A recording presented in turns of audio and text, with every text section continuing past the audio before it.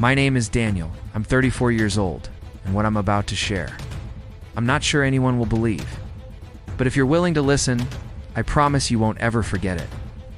I just ask one thing. If you ever find yourself on a dirt road surrounded by tall pine trees and see an old, isolated mansion, don't go in, not even out of curiosity. It all started when I was invited to evaluate a property inherited by a distant cousin.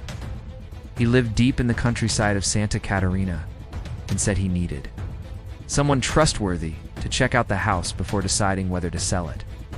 The mansion was located near a village, practically forgotten by time. Accepted. I needed a break from the city, a chance to clear my head. I just didn't know I was heading straight into the worst weekend of my life. Arrival, the road was narrow and barely marked. By mid-afternoon, the sky turned gray and a thick fog began to form. When I finally spotted the mansion, a shiver ran down my spine like a cold blade. It was massive. 3 stories tall, towering windows, wooden walls darkened by time, but there was something wrong. A total absence of life. No insects, no birds. The air around it was unnaturally cold. Front door was unlocked. When I stepped inside, the floor groaned under my feet. The foyer was huge, with a grand staircase at the center and several doors lining the walls. Old furniture covered in white sheets, faded portraits, and a faint smell of mold and damp wood filled the space. I decided to explore.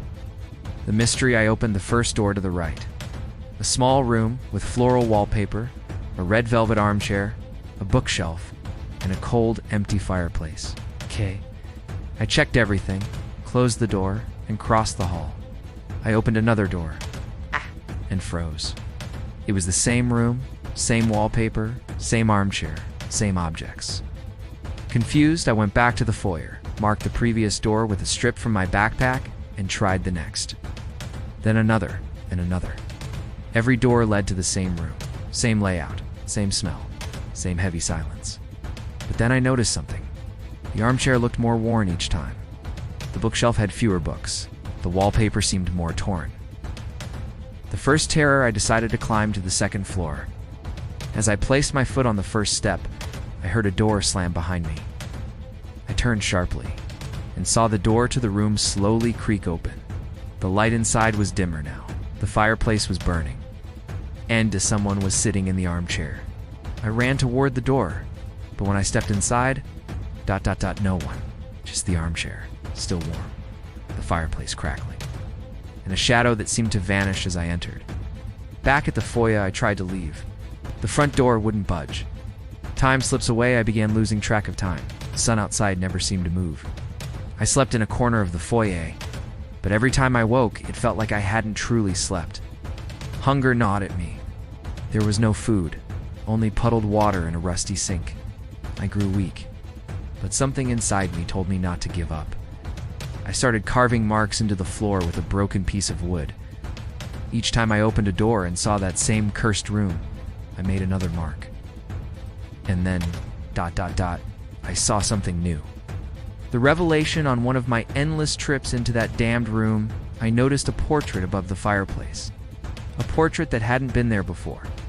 It was me, my face. Same clothes, same expression. But with hollow eyes and grayish, lifeless skin, I screamed. I kicked over the bookshelf. I smashed everything. When I stumbled back into the foyer, something even worse awaited me. The staircase, was gone. Now, there were only doors. Endless doors. And everyone led back to the room. But each time the room was darker, more decayed. And it felt, alive. I began to hear whispers, distant sobbing, muffled laughter. The last door, exhausted, desperate, I went to the last door in the corridor and flung it open. This time, someone was waiting. A hooded figure, faceless, standing by the fireplace. An outstretched arm pointed toward the armchair, then a voice inside my head. Sit. Become one. I stumbled backward, ran toward the foyer, but there was no foyer anymore, only walls. The doors had disappeared. There was only the room, and the figure staring at me. Oh. The return.